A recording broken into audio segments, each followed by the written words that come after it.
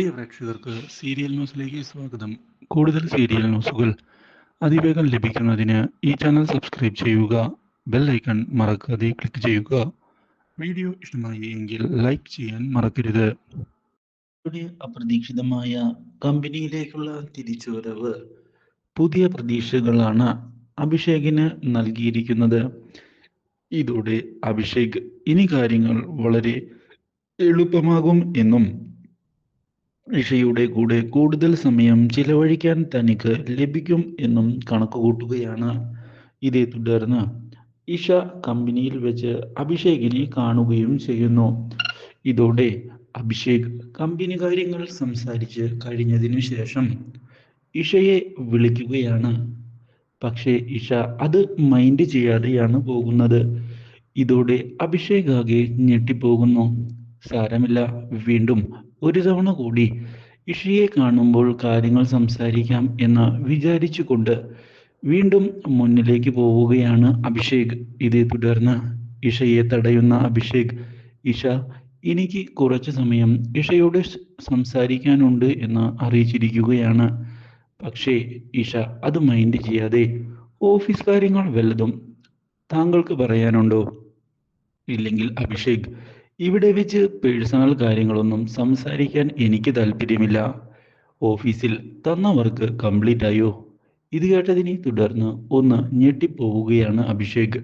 ഇതോടെ, മാഡം, വർക്കുകളെല്ലാം കറക്റ്റായി ചെയ്തു പോകുന്നുണ്ട്, ഉടൻ തന്നെ കംപ്ലീറ്റ് ആക്കാം. ആ, എന്നാൽ അത് നല്ലതാണ്. ഓക്കെ, ഞാൻ കമ്പനി കാര്യങ്ങളല്ലാത്ത കാര്യങ്ങൾ ഇവിടെ വെച്ച് സംസാരിക്കാൻ ഉദ്ദേശിക്കുന്നില്ല.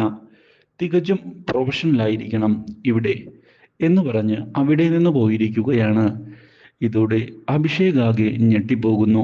കാര്യങ്ങളെല്ലാം കൈവിട്ടു പോവുകയാണല്ലോ എന്ന് അഭിഷേക് തിരിച്ചറിയുകയാണ്. മാത്രവുമല്ല, അഭിഷേക് ഇതേ തുടർന്ന് സോഹനെ ചെന്ന് കാണുകയും ചെയ്യുന്നു.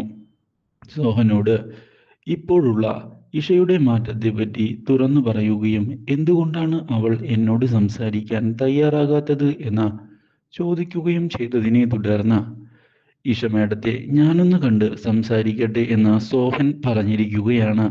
പക്ഷേ സോഹൻ ഇതേ തുടർന്ന് ഇഷയെ ചെന്ന് കണ്ട് ഇഷയോട് അഭിഷേകിന് കുറച്ച് കാര്യങ്ങൾ സംസാരിക്കാനുണ്ട് എന്ന് പറയുകയും ചെയ്യുന്നു.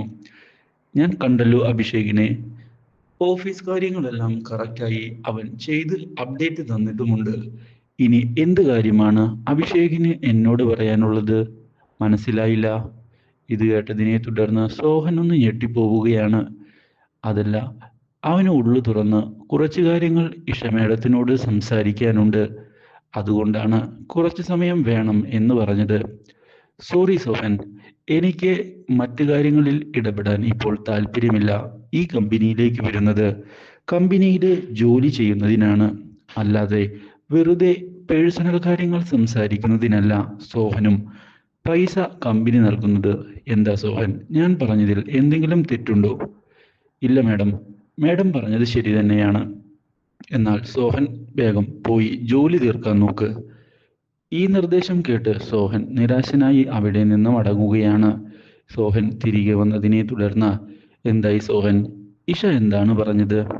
ഇത് കേൾക്കുന്ന സോഹൻ, ഇഷ ഇവിടെ കമ്പനിയുടെ ലീഡറായിട്ടാണ് വന്നിരിക്കുന്നത്.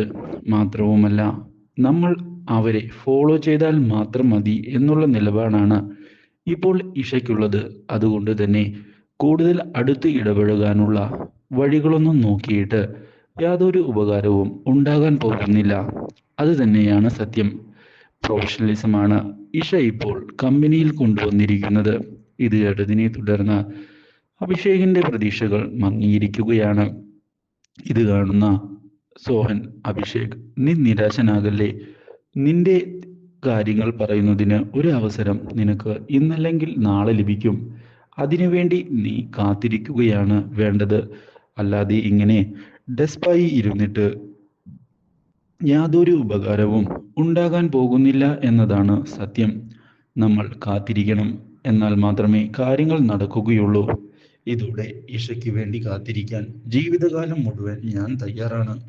ആ കാര്യത്തിൽ യാതൊരു മാറ്റവും ഇല്ല എന്ന് വ്യക്തമാക്കിക്കൊണ്ട് അവിടെ നിന്ന് പോയിരിക്കുകയാണ്. അഭിഷേക് ഈ കാര്യം കാണുന്നത് സോഹനെയും ഞെട്ടിച്ചു കളയുന്നു. എന്നാൽ ഇതേ സമയം അഭിഷേകിനെ തൻ്റെ വരുതിയിലേക്ക് കൊണ്ടുവരിക തന്നെ ചെയ്യും എന്നുള്ള കാര്യം ഉറപ്പിച്ചുകൊണ്ട് മുന്നിലേക്ക് പോവുകയാണ് ദേവബാല ചെയ്യുന്നത്. മാത്രവുമല്ല, ദേവബാല ഇതേ തുടർന്ന് ഇനി എന്താണ് അവനെ എന്നിലേക്ക് അടുപ്പിക്കുന്നതിനായി ചെയ്യേണ്ടത് എന്ന് ആലോചിക്കുകയും ചെയ്യുന്നു. കാര്യങ്ങൾ ഇങ്ങനെ വെറുതെ വിട്ടാൽ ശരിയാവുകയില്ല എന്നും കൃത്യമായ പ്ലാനിംഗ് ആണ് ഇപ്പോൾ വേണ്ടത് എന്നും കണക്ക് കൂട്ടുകയാണ്. മാത്രവുമല്ല, ഇതേ തുടർന്ന് തൻ്റെ പ്രണയം അവൻ അംഗീകരിച്ച് മതിയാകൂ എന്നുള്ള വാശി അവൾക്ക് ഉണ്ടാവുകയും ചെയ്യുന്നു. എന്നാൽ ദേവബാലയുടെ ഈ നീക്കങ്ങൾ കാണുന്നത് ദേവരാജനെ ഞെട്ടിച്ചിരിക്കുകയാണ്. പക്ഷേ മകളെ എങ്ങനെയാണ് നിലയ്ക്ക് നിർത്തേണ്ടത് എന്നുള്ള ചോദ്യം ബാക്കിയാവുകയാണ് അയാളുടെ മനസ്സിൽ.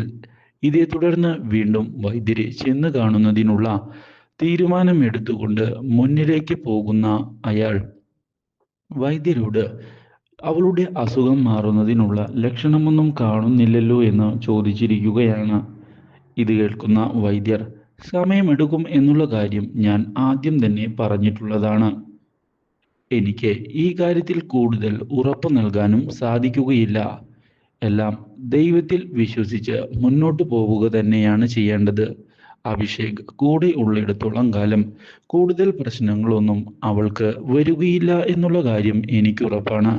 അതുകൊണ്ട് തന്നെ ധൈര്യമായി നിങ്ങളും ആ വിശ്വാസത്തിൽ മുന്നോട്ട് പോവുകയാണ് വേണ്ടത്. പക്ഷേ അഭിഷേകിനിയും ക്ഷമിക്കുമെന്ന് എനിക്ക് തോന്നുന്നില്ല. അതൊന്നും പറഞ്ഞിട്ട് കാര്യമില്ല. അഭിഷേക് കൂടെ നിന്നേ മതിയാകൂ. അല്ലാതെ കാര്യങ്ങൾ മുന്നോട്ട് പോവില്ല എന്നുള്ള കാര്യം ഉറപ്പ് തന്നെയാണ്. ഇതോടെ പ്രതീക്ഷകൾ നശിച്ചുകൊണ്ട് മുന്നിലേക്ക് പോവുകയാണ് ദേവരാജൻ.